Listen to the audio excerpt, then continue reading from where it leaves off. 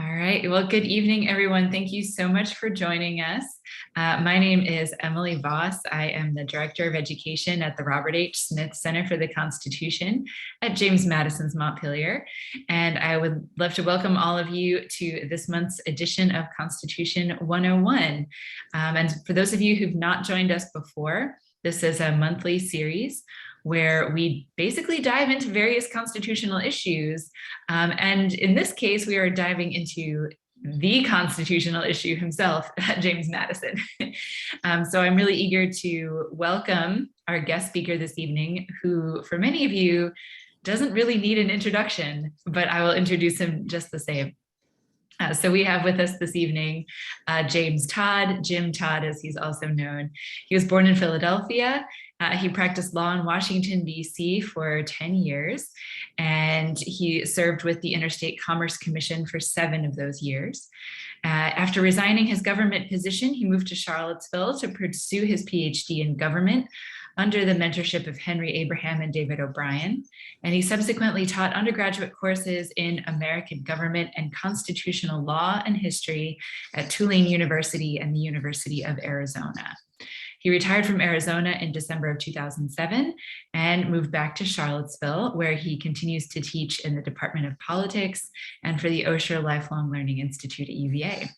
And this evening, he will be joining us to talk about Madison's sort of early education and how that early education informed some of the thinking that he brought to the Philadelphia Convention. So throughout the program, I would encourage all of you to post questions in the chat. So, please don't feel like you need to wait until the end of the presentation to have your questions.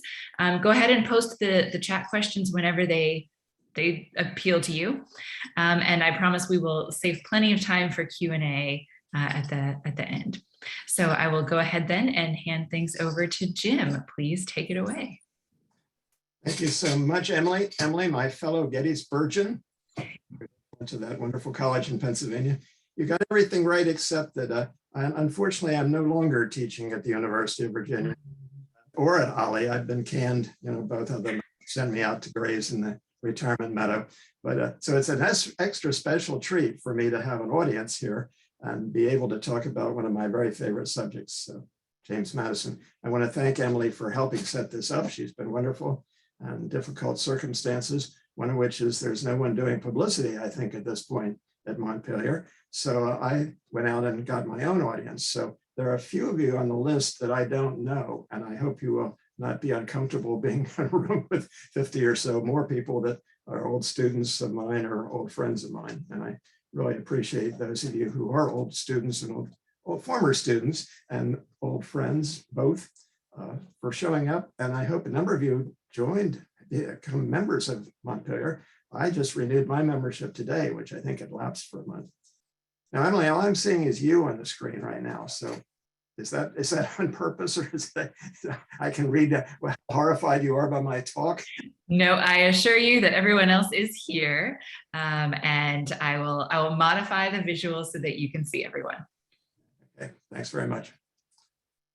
So I was not a Madison fan when I was young.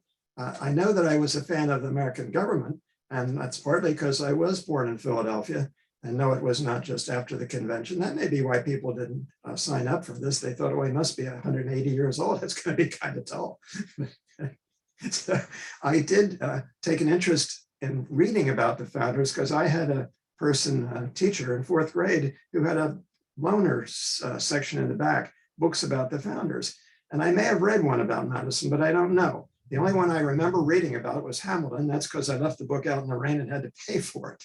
And that may be why I've always disliked Hamilton. But Hamilton, and also I'm happy that he's gotten so much attention. Where's the musical about James Madison? Well, he's probably not musical comedy fare. Perhaps an opera. If we can have an opera about Scalia and Ginsburg, certainly we can have one about Madison, James and Dolly. So I came down to Virginia, where everyone is gaga about Jefferson. Even now, when Jefferson's different exploits are not all appreciated, we don't talk much about Madison. And yet Madison was one of the founders of this university. he helped Jefferson all along the way, and Jefferson turned to him for guidance on everything about the university. So again, Emily, can I go back to seeing me, because it makes me nervous seeing you. Can you do that, or can I do that? There you go, thank you. So I studied here for my PhD for 3 years, and early on, I got interested in James Madison, and I started reading all about his life. I read some of the great biographies. Back over my shoulder is the 6-volume Irving Brandt biography. I've got a whole shelf that you can't see that's made up of 17 volumes of Madison's papers from the time he was a boy until the time he became Secretary of State. Not all great reading, but certainly enlightening and amazing to read about him. And we're so lucky that we have so much of a record about him to tell us, in his own words, what he was thinking, what he was doing. He was a precocious little kid. He was born up on the Rappahannock, his mother's home, the Conway home. She didn't evidently feel, I guess she felt she wanted to be with her mother and her doctor from her youth. But when he was about a couple of months old, then they came down to Orange, Virginia, and the Montpelier Plantation, which I hope all of you get to see if you haven't. I hope all of you have joined as members, then you get in for free. You can go in and just walk the grounds as this 10-year-old boy did. He had younger brothers, 8 and 6. I'm picking this story up when he was 10. And there were undoubtedly a lot of young slave children around there. Did he play with them, learn from them? He certainly knew about this institution of slavery. And he's somebody who was troubled by it, but didn't get rid of his slaves. Of course, he was dependent on the lifestyle as Jefferson was. But they were particularly careful until near the end of his life not to sell slaves, to treat them with kindness. I'm not going to say they were all members of the family, but they certainly were not given the kind of harsh life that others were given with overseers who were beat them and were nasty to them. At the same time, Madison had some slaves who lived nearby who were the house slaves and had a better life than the people that lived as field slaves. Now, Madison liked to walk around in those woods. And as a bird watcher, I want to take particular note of the fact he became interested in northern cardinals, the state bird of Virginia, and did a little study as a boy to try and figure out what their range was. One of the things that got him and Jefferson to be so close was that they both were interested in everything about nature.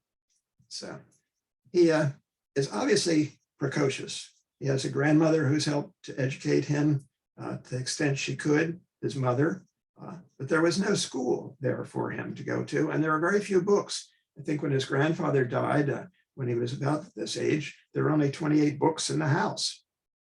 When his own father died after 1800, they were up to 58 books. A number of them were Bibles. So here's this youth with hunger for knowledge and an obvious interest in broadening his horizons.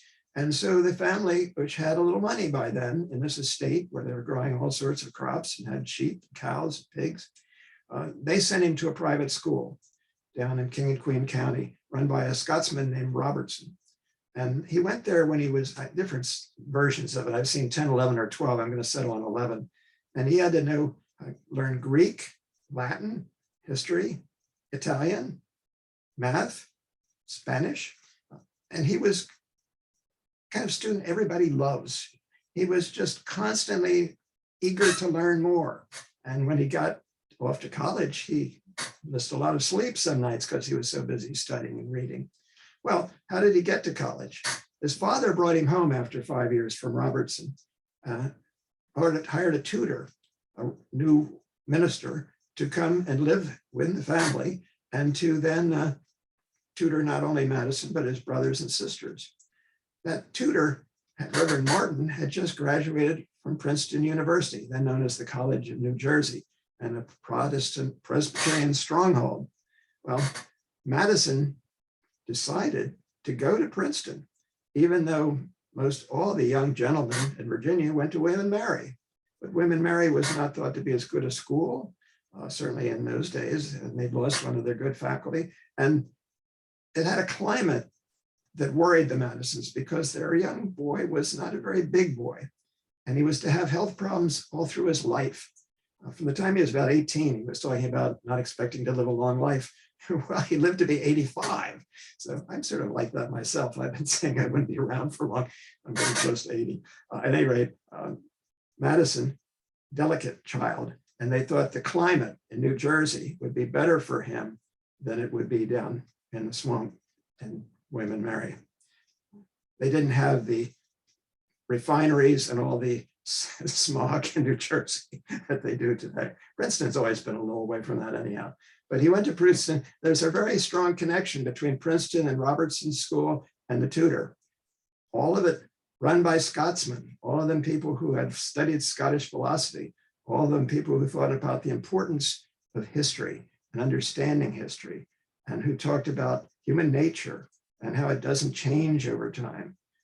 Madison was exposed to all of this, and he took particular pleasure in being tutored personally by John Witherspoon, who was the president of Princeton University. It's amazing to read all the people that were there, at Princeton, and people that even were there in his little school in Virginia that would now be involved in his life as he went through his life. Witherspoon has been a signer of the Declaration of Independence. Now let me look at my notes, because I'm doing this, I'm winging this, and when I do that, I usually forget something very important, but we're getting through the education part.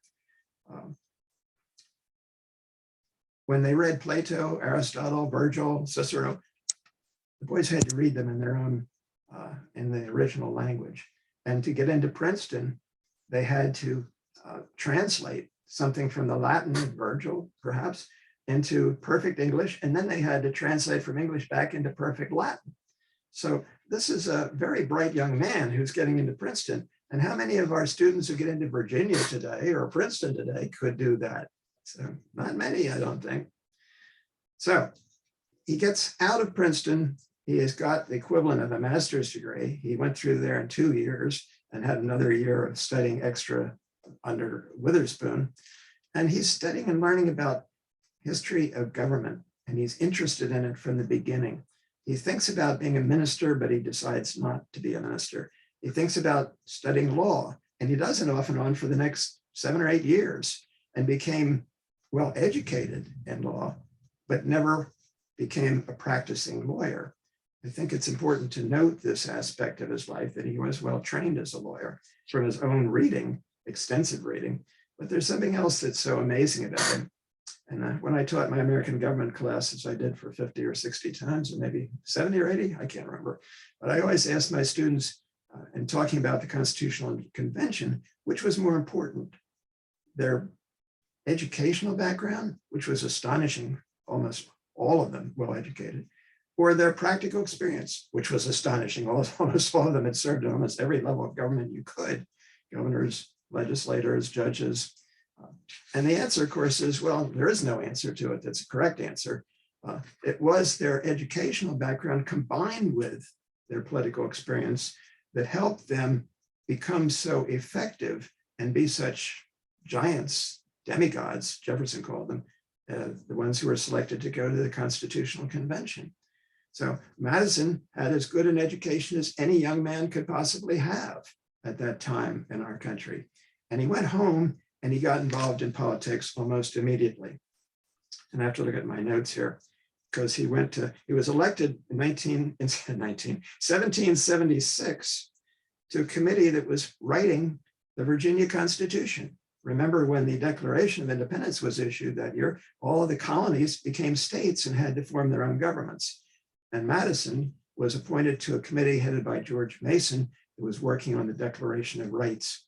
So his exposure to the idea of rights being written into documents, constitutions, began very early. He's only at this point 25 years old. He ran for the House of Delegates. Well, I guess he transferred right into the House of Delegates when it was formed by the new Constitution. And then when he ran for office in 1777, he lost. And the reason he lost, young Mr. Madison did not believe that he should have to supply liquor to the people at the polling place. He wanted them to vote for him because of his ideas.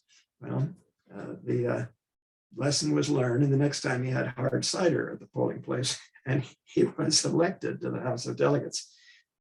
He then was elected to the Continental Congress and then the Articles Congress from 1779 to 1783.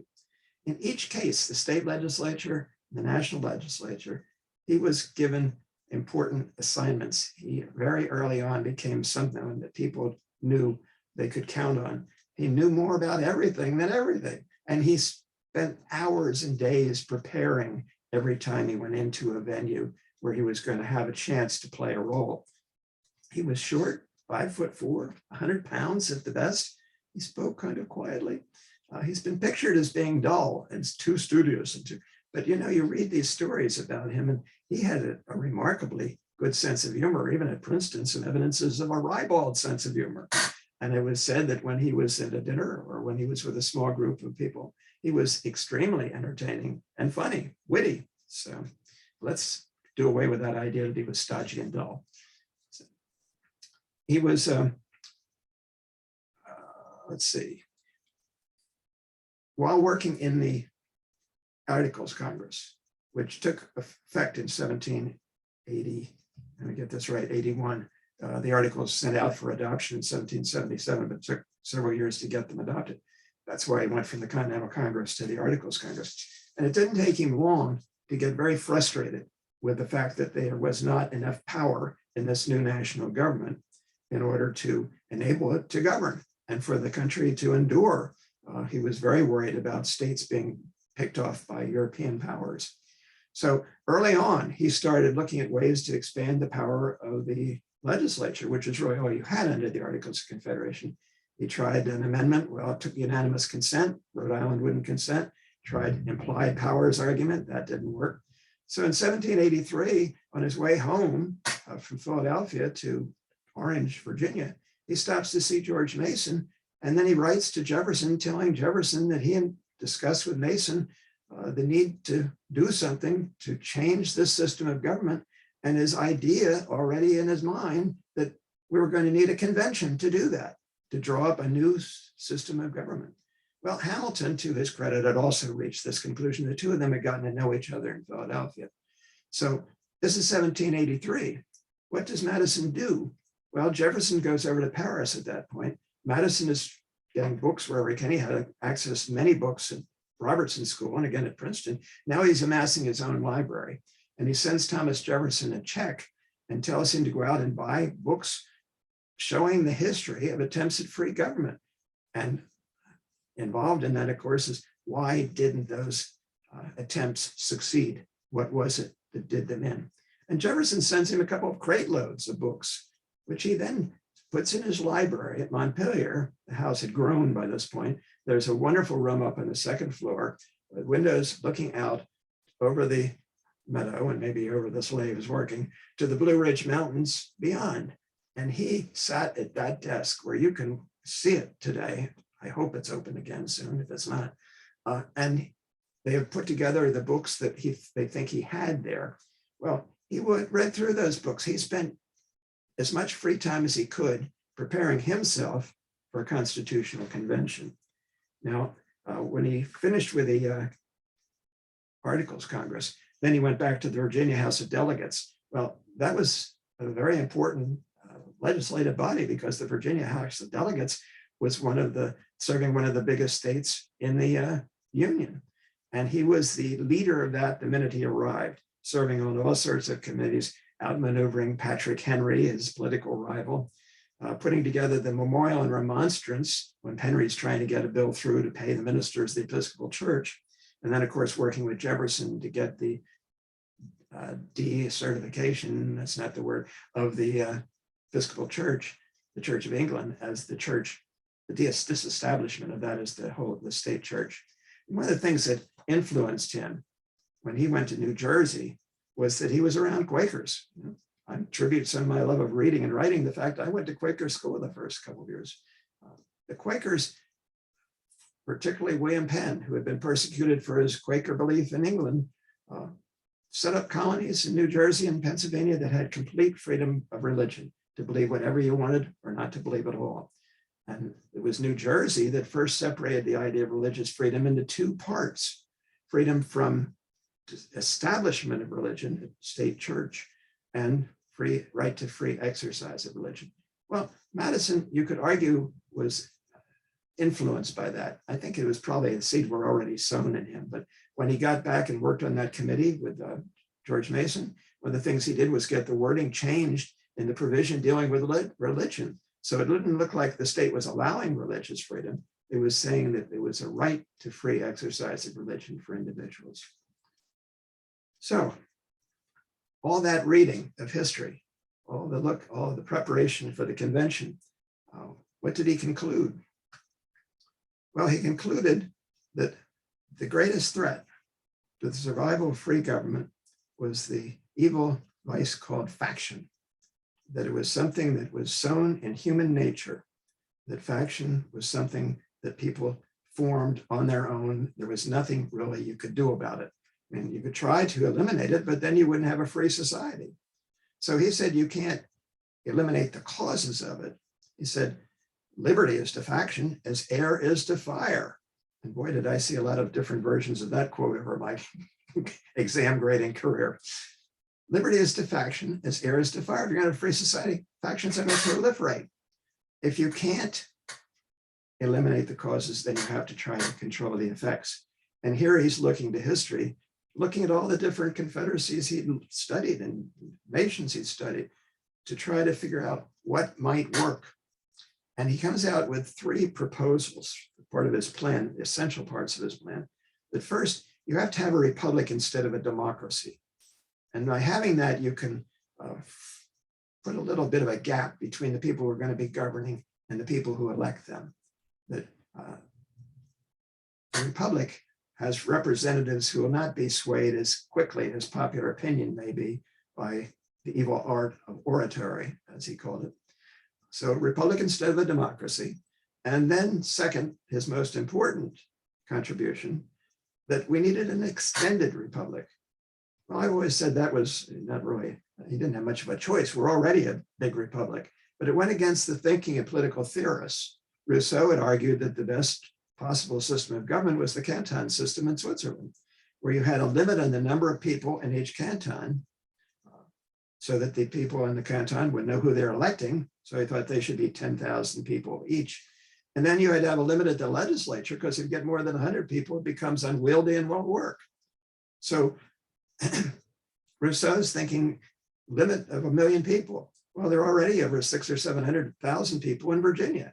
We're not going to have a small republic in this nation. And Madison theorized that a small republic, while it was okay, worked just, a big republic worked just as well. And he probably got that from the writing of David Hume, who said it's harder to establish a large republic, but once you do, it's easier to maintain it. So Madison's idea here is influenced by his own theories and what he had seen with regard to religion. He was happy to have a proliferation of religious sects in our country, and the more the better. And he thought that was one of the things that kept there from being one religion that dominated. Well, he applied that to factions. The larger the republic, the more factions it encompasses, and the less likely any faction will control. The third part is, again, something there's not much choice about, a compound federal republic. Well, there were some like Hamilton who probably would have been happy to remove the states and certainly want stronger controls on them. Madison himself wanted some sort of a veto on state laws in the federal government. But this compound federal republic would be national, state, and local governments, making it harder for any faction to take control. So this is a part of what he put together. And this is, well, for you to read in Federalist 10 and 51, where he talked about, you have to give enough power to the government to control the governed, and at the same time, oblige it to control itself. Well, how do you do that? Well, if men were angels, no government would be necessary. Well, they aren't angels. So you have to set up a system where ambition will counteract ambition, where there are checks and balances, where there is separation of powers divided up in the government. Although one of my mentors, Chuck Jones, always said it's more shared power than it is separated power. But checks and balances, so they have to work together. How's that going today? More about that in a minute. So this was the way, auxiliary precautions, you try to control factional strife. And a further element of it was a bicameral legislature.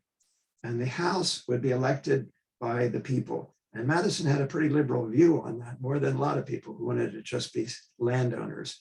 Well, the people would be representing, would have their representatives in the lower house, and that would be the average person. And the elite, the people with property, would have their representation in the Senate, because senators in the original plan were to be chosen by state legislators. And that meant it had to be people who were well-known in the state, which usually meant men of property. But Madison wants a system that's going to appeal to everybody. It's going to be something in it for everybody. So if you're rich, well, yes, they're going to protect your property. If you're poor without property, you have a property interest in your rights, one of them being free exercise of religion, freedom of speech. So again, he's trying to appeal to everyone. Hamilton was not like that.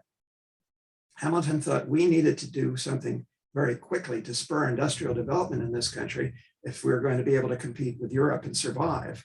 So he favored a very powerful government, and he envisioned poor people basically living in tenements, slums, working in industry. And he wasn't really concerned with them. You have a powerful government, keep the lid on. Madison wants everybody to like this government because they see something in it for them. And of course, part of that is the idea of expanding into the West, being your own boss, having your own land, being able to take care of your own needs, having the opportunity that Western expansion offered to everyone. So Madison put a lot of this, what he wanted, into a letter he sent to his friend Edmund Randolph, then governor of Virginia, early in 1787. This is after an invitation had been sent out for delegates to go to the Constitutional Convention. Randolph introduced that list or that proposal at the opening of the Constitutional Convention. And that's where Madison's strategizing is so important, because he didn't want this convention, which had been called for the ostensible purpose of making some modifications in the Articles of Confederation. He didn't want any part of that. He wanted to scrap the articles and get a whole new system of government. He saw the opportunity that was presented at that point. And so he gets Randolph as the governor of this Virginia delegation to introduce this plan, which is a skeletal plan, but it calls for 3 branches. It has things in it which are interesting. The delegates start to look at that and go, oh, how about that? What about this? And then you get reaction to it. Pinckney from South Carolina issues something similar to it as a plan in a speech. Then Patterson of New Jersey gets up and gives the small state plan, 1 house of the Congress, less power in national government, equal representation for the states. And then you have Hamilton giving a very strong speech about what he wanted, which scared people to death because it was such a powerful proposal and made Madison's plan seem much more moderate. Anyhow, they engage and they discuss all this, and we get the Constitution as a result of it. And I'm not going to get into the story of Madison and Hamilton working, but they were essential in getting that Constitution ratified. And then Madison becomes, well, Madison never has gotten enough credit. I'm trying to do something about that. Madison has been belittling. When they did a Historian Hall of Fame in 1900, they didn't include Madison, whose grave was even allowed to be deteriorated. When the DuPonts bought his house, they tore down rooms, they tore down stairs, they enlarged the place, they put in a room from a French palace. It's just not what Madison would have wanted. So today we have made a real big change. The house is back to where it was when he and Dolly lived in it. It's amazing to go into it. There's a lot more study, a lot more books about Madison, and he is getting more recognition. But, when this plan was introduced, people thought it was Randolph's plan. It wasn't until scholars later found the letter saying what Randolph was supposed to do. So at any rate, Madison, well, let me take a second here and look at my notes because I've been going on quite a while without looking at them. We should now be on page 1, 2, 3, 2. Skipping over some things we don't need to talk about. No, he's in the House. Oh, that's what I was going to say. Washington doesn't choose him for his cabinet. He's already got Jefferson as Secretary of State. He's been importuned by Madison and others to have Randolph as Attorney General. Randolph term limited out of government here, needing a job. And Washington can't have another Virginian. Well, he should have been a senator from Virginia, wouldn't you think, since he is the father of the Constitution?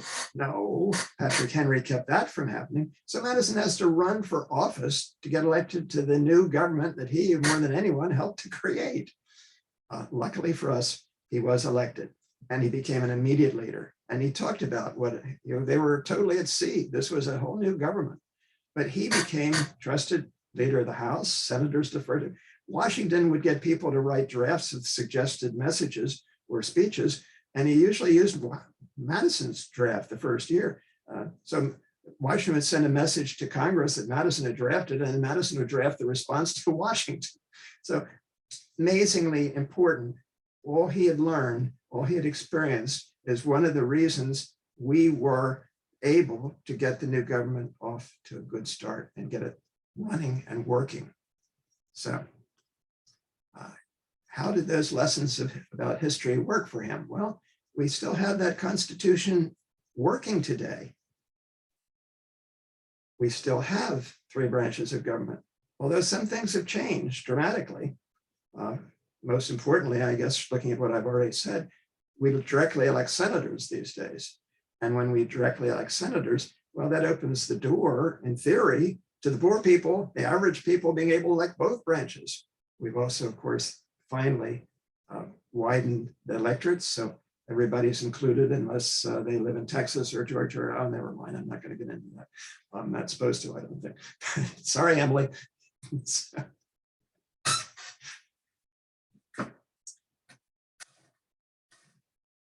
We have, let me switch to my last page of notes, which would be good news to those of you wanting to ask questions. His concern about religious freedom, there's nothing but success to report there. We are a country of amazingly diverse religions, becoming more diverse all the time, although we're also becoming more populated by people who do not believe in religion. But we are still struggling with it. Muslims having problems, Chinese having problems, but we are a country that does not prevent people from practicing their religion. It may be in some ways with our current Supreme Court, we're going a little further than some people would like in terms of protecting religious freedom, raising issues like whether a person's religious belief to determine whether or not they can deny permission to someone to adopt a baby in a Catholic charity, or whether a man can refuse to bake a cake for a gay wedding. So these are things ongoing as we talk about this, but that's the fluidity of the system. More about that perhaps in the Q&A part. With regard to all his planning and all his checks and balances, shared power, well, the government today doesn't seem to be working very well. And I think Madison would be appalled to see how much power is in the president, so much done by executive order, how much power is in the Congress, not that they ever use it very much, and how much power is in the Supreme Court. More about that later too, perhaps. Well, but these 3 branches are still working together. So you have the, sorry, that little Stephanie's comment is distracting me. So you have a president who doesn't believe he's governed by any rules, basically, who's impeached twice by a Congress. They didn't remove him, but there's still that check there. May be subjected to criminal prosecution before he dies. We have a Congress and president who still can work together. The infrastructure bill was a major accomplishment, although it wasn't a very overwhelming number of Republicans working with Democrats. We have a court that some people think has gotten a little out of control. Well, what's happening? There are checks. There's talk about changing the number of justices. There's talk about a way to have a life term for justices. So I would say that while we get frustrated with our system, it is still a system that can work and does work to the extent necessary. And if it has to work quickly in an emergency, can do so. So I think he'd probably be amazed about that, the fact that it's gotten to be that it survived so long. But what about the other concern that he had, the struggle between factions? And what about the one that he said was the most difficult, caused the most trouble, the struggle between those with property and those without? And this goes back to when he was a boy. He certainly saw the poverty of slaves, but he saw poverty in the town around him too, in Orange. His father was a vestryman at the Episcopal Church, and one of his father's duties was to help poor people, distribute money to them. Madison would have been aware of that, maybe gone along with him sometimes. So he had a concern that was genuine for the average citizen, even though he himself was far removed from that, living in the state with 110 slaves. That concern goes all through his life. And I think he would be appalled today to see what's happened with regard to distribution of wealth in this country. And he had a statement about his concern about it, what he thought ought to be done about it. And he wrote an article in 1792. He's already seeing that Hamilton's doing things like creating a bank that's going to make rich people richer. So he wrote an article in the National Gazette talking about parties and combating the evil of parties, which is another word basically for faction in his dictionary. And he offers some possibilities. The first is political equality among all. Well, do we have that today? Or those with money have different kind of political equality? Second, and this one particularly interests me, by withholding unnecessary opportunities from a few to increase the inequality of property by an immoderate and especially an unmerited accumulation of wealth. So in other words, Don Jr., Eric, and Ivanka should not inherit anything from Don Sr. Well, the inheritance tax just about gone. And there was a legitimate reason to do away with some of it because farmers who've inherited land that's been in their family for 100 years or more, can't pay the taxes on it because the property values have increased so much. And when they die, well, the inheritance tax would take away the property. So that's the legitimate reason for it. But the Elon Musk or Jeff Bezos should be able to pass billions of dollars down to their perhaps unworthy children, if they have children. This is something Madison thought was not appropriate. We don't need unmerited accumulation of wealth or inheritance of wealth. And the third argument that he makes, which is my personal favorite, and I'm looking at my notes, oh, there they are. By the silent operation of laws, which without violating the rights of property, and it's not clear how that's going to happen, but the silent operation of laws that without violating the rights of property, reduce extreme wealth towards a state of mediocrity and raise extreme indigence toward a state of comfort. This is the welfare state. This is Madison in 1792. And it is something that we have we tried a couple of times. The graduated income tax, well, that graduated income tax is nowhere as graduated as it used to be. We have huge fortunes made by people who contribute enormous amounts of money to the election of people to serve in our Congresses and our state legislature. These people then, surprise, adopt policies that are favorable to those with huge amounts of money.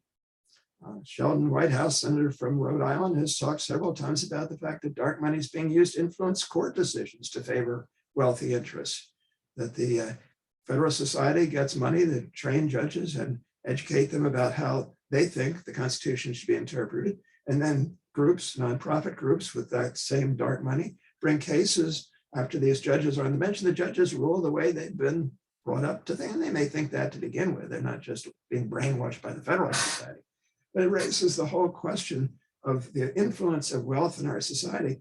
And I think it's something that would worry Madison more than anything he encountered in looking at the United States today. There are other things, that are a problem. 2 senators per state, the Electoral College, things that we may need eventually to change, but I don't know that we can change. But I think in looking at the world today, he would be appalled to see that so few people own more property than over half the citizens of this country. And it's true worldwide, and it's not getting better. So on that sorry, sad note, I'm going to stop and open it up for your questions. I look forward to hearing from you and talking to you and having a little sip of water.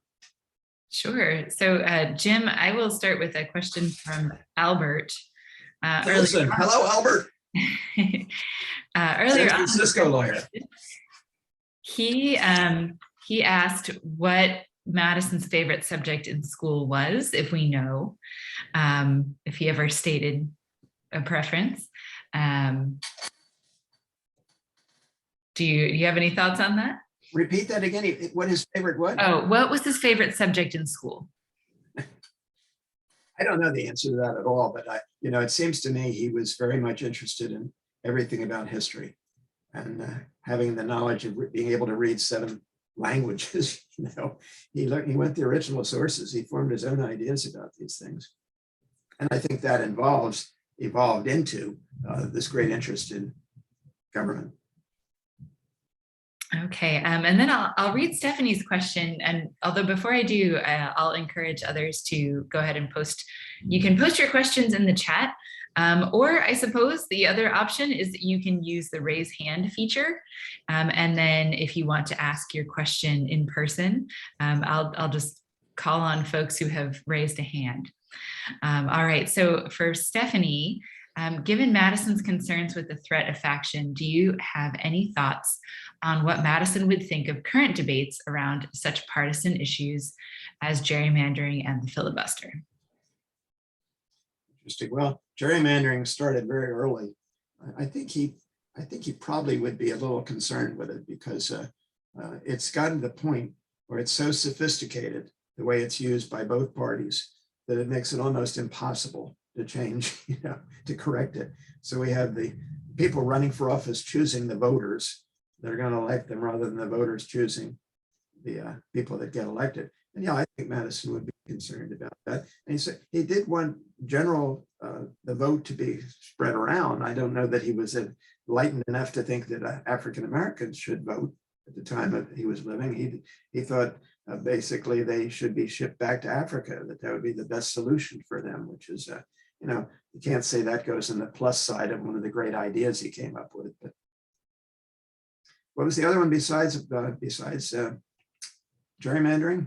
The filibuster. Filibuster. He was not in favor of. A simple majority vote. I don't think. I think he probably would want to keep the filibuster. So one of his great concerns was the tyranny of the majority over the minority. And so one of the systems is designed so that couldn't happen. Now. Maybe he also would be concerned about the minority having tyranny over the majority. So when you look at for instance, the polls and the abortion issue, that show so many Americans, I think something like 72 or 80% think some sort of Roe v. Wade should be maintained. And you have 5 justices who represent a minority of the country appointed by presidents who got a minority of the vote. That's would be something that might concern him, I think. Okay, Maddie has had her hand raised virtually. I'm not sure if she wants to hop in with a question or if that was just accidental. Maddie Donnelly? I can't see her on my screen, so. Oh, she doesn't have her camera on, but she had her hand up.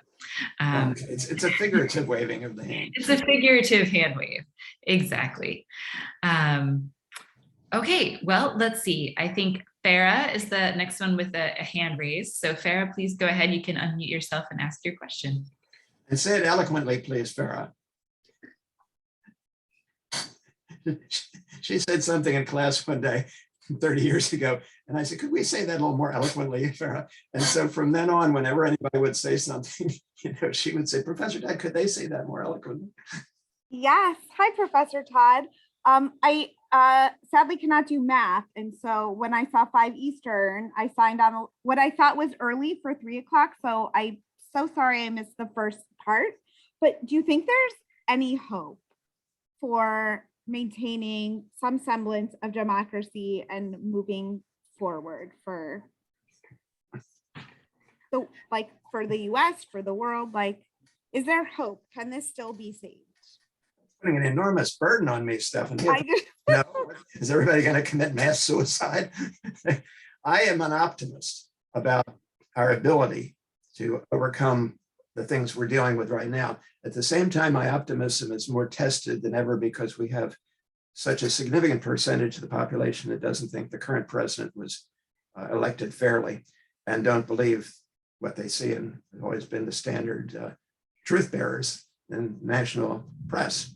And that has something we've never really encountered before.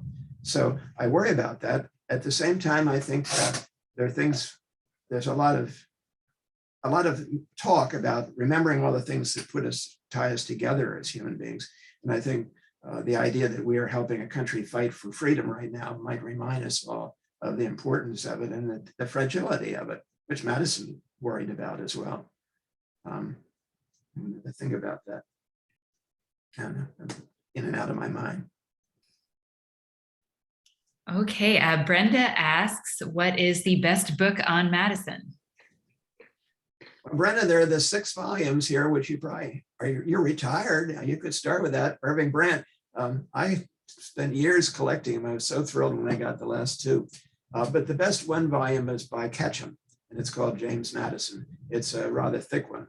But then there's a short one by Jack Ricove, who's been on the Montpelier board for a number of years. I don't know if he still is, but has given these talks, real expert on Madison and the Constitutional Convention. But I think that if you really want to get into it, I would say that Ketchum book is the one I would choose. There is a 1-volume compilation of the 6 volumes of Irving Brandt's biography.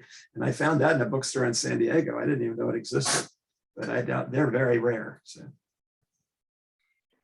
All right, some other questions coming in. Kelly asks, assuming I remember correctly, Madison believed that enlightened journalists would promote a marketplace of ideas. What do you think Madison would make of today's journalism and social media misinformation? That's the other problem we're dealing with now. You know, it's there's a lot of information out there that's not verifiable and is sometimes not true. And I think that would concern him. Now, you know, he and Jefferson was a great champion of the free press until they started reporting stories about his affair with his slave girl, Sally Hemings. And then he decided maybe the free press wasn't such a good idea. And he and Madison actually hired Freneau to start publishing articles critical of the Washington administration. It's one of the sad stories that by the time Washington was in his 2nd term, he and Jefferson and Madison didn't speak to each other anymore. Jefferson and Madison had become 2 of the great partner friendships in political history, but they partly because of Hamilton's growth in influence in the Washington administration and Hamilton's policies, which they opposed. So yes, I think it's one of the things we have to worry about, getting access to information, exposing ourselves to different opinions. Now, the answer I didn't finish to Stephanie was, you know, I'm optimistic we'll get through this, but I'm not optimistic they're going to survive that life on the planet is going to survive. And, you know, one of the great problems right now is that Biden had all these ideas in his green legislation. Not much of it has been done since he got in there. And we've got the problem of the oil industry having to produce more oil to make up for what Ukraine is losing and Europe's going to be losing. So I'm really worried that we're not going to be able to solve the problem of the environment. And yet I read things about the wonderful advances underway and capturing carbon, et cetera. And then I think, well, maybe and then I think, well, I don't have to worry about it, but then I have to worry about all of you who are my former students and younger than I am. So. All right, a question from Carol. How did we get from senators picked by state legislatures to senators elected? Seems like a timely issue given the recent discussion about tossing the presidential election to legislatures. So would you like to give us a quick background on the direct election of senators? Well, it's funny. It's rather amusing as to why they decided to change it. What you had, and this was done by constitutional amendment early in the 1900s, what you had was a number of states that had divided legislatures, 1 House Democrat, 1 House Republican, and they couldn't agree on a senator. So you'd end up with states not having a senator in Washington because they couldn't agree on their state legislature. And that was part of it. There was also more of a movement to it would be more democratic. And of course, at this point, we're not thinking as much in terms of 1 House representing the interests of the wealthy and 1 House representing the interests of the average citizen. Unfortunately, it's more both houses representing the interests of the wealthy, in my biased opinion. Well, Mitch has asked a useful follow-on question. Do you think that Madison would have expected more or fewer amendments to the Constitution in the years since his death? And if more, what do you think he would advocate for now? Thank you, Mitch. Hi, Mitch. I think you have to remember that he was involved in the writing of this Constitution, and they made it deliberately difficult for it to be amended. And not only that, but they didn't tell anything about the convention. You know, they swore an oath to secrecy. They didn't publish their notes for years. Madison had the only complete set of notes and didn't publish them They weren't published till after his death in 1835. So almost 50 years after the convention. Is that right? 30, 40 years. So clearly they wanted the Constitution to be interpreted. And this gets into the whole problem that we're dealing with right now with regard to Roe v. Wade. How much leeway is there to interpret this Constitution, and who should do it? Clearly they knew it was going to be difficult. To amend it, it takes 2/3 both houses and 3/4 the states. Ideally, we would have amended it years ago when we first started giving more power to the Congress through Supreme Court interpretation of the Commerce Clause. But we don't do things that, partly because it's so difficult to do.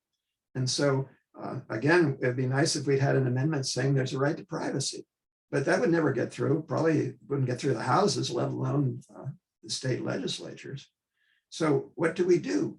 One of the concerns founders had was that if something, and this is actually in one of Hamilton's Federalist papers, if you make up a list of Bill of Rights provisions, which opponents of the Constitution's adoption were in favor of, there's a danger that you might leave something out and it'll be lost forever.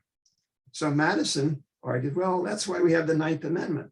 The enumeration of these rights should not be construed to deny or disparage others retained by the people.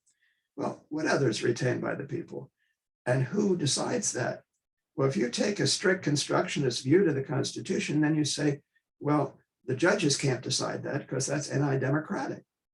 But if you do that, then you're basically reading the 9th Amendment out of the Constitution, and you're reaching the result that was feared. If it's not listed, you don't have it. I mean, Alito's draft opinion says that abortion is not mentioned in the Constitution. True. There are a lot of things that aren't mentioned in the Constitution that we take for granted today because the Constitution has been interpreted over the years. You look at the Bill of Rights, and a number of the people in this group have taken my judicial process class. Magnificent generalities in the Bill of Rights. Unreasonable search and seizure, due process, cruel and unusual punishment. How do you interpret those exactly as they were intended to be interpreted? Well, they were not intended to be exactly interpreted. They're intended to be interpreted over the years differently, perhaps. And this gets back to whether there's a teleological function for the judges to help the law evolve and the Constitution evolve so that it serves the public interest better over the years. So I think there has to be, and has been all through our history, some element of the Constitution being kept up to date, perhaps, by the courts. But again, how far can they go with that? And should they find a right that's not listed? And this is the debate that's involved underlying the debate about women's right to choose. And the Alito draft, while it says it doesn't threaten other rights, lays the groundwork to go back and basically undo the right to privacy, say if it's up to the states to decide that. And I think Madison would not like that idea. So that's sort of an answer to your question, Mitch, that I don't know that he'd come up with any, maybe he'd want an amendment about the two senators per state, because we have a huge population problem with the masses of Democrats living on the coast and the masses of Republicans living in the middle and living in more states, dominating more states than the Democrats do. So you end up with an advantage to Republicans in the Senate that they shouldn't have on the basis of the population. So. Okay, a question from Brenda. What was Madison's relationship with John Adams like? I don't have the book right here. I just read a funny note from Jefferson and Adam and Madison, a letter between them talking about Adams. It is not at all flattering about poor Mr. Adams. And yet Jefferson recognized his importance, but it's partly his personality, his ego. And there is a quote from Madison about him that's not flattering either, but I don't have it on the tip of my tongue. So Adams was a difficult person, and yet he's so important. And he's another one that didn't get enough respect. I mean, McCulloch's biography helped with that years ago. And then the TV series, the PBS series they did. He's so important in our history. And yet he was a man who was vain and pompous and difficult to get along with. It's the nice end of that story is that his wife got Jefferson and him to start writing to each other again in their old age. And they had this fabulous correspondence that went on for a number of years. Adams' letters usually longer, but their friendship and their their political interest discussions continued right up to the end, when they both died on the same day, as we all know. Okay, and we've got a question from Nate. What would Madison have thought about the push for DC statehood or congressional representation for DC residents? Well asked by a member of the District of Columbia Bar, Nathan. Why haven't you been down to visit Charlottesville? I think it's ridiculous. There are more people living in the District of Columbia than there are in Wyoming. Why shouldn't they have senators and a voting representative in the House? But it's not likely to happen. We'll see. Usually when they've added a state, they've been able to add two, one being more Democratic, one being more Republican. And if you add the District of Columbia on its own, you're going to have two Democratic senators added to the Senate. And so the Republicans will do everything they can to keep that from happening. Sorry, Nathan. All right. Well, and with that, we've reached all the questions in the chat feature, and I don't see any hands raised. So I think what we might do is I'll go ahead and formally wrap up the program here by saying thank you so much to Professor Todd for his time this evening, and thanks to all of you for your great questions. And just to echo what Professor Todd said earlier, you know,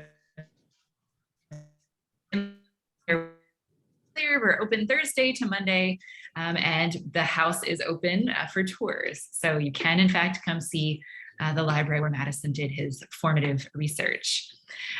So I will, let's see, I'll stop the recording.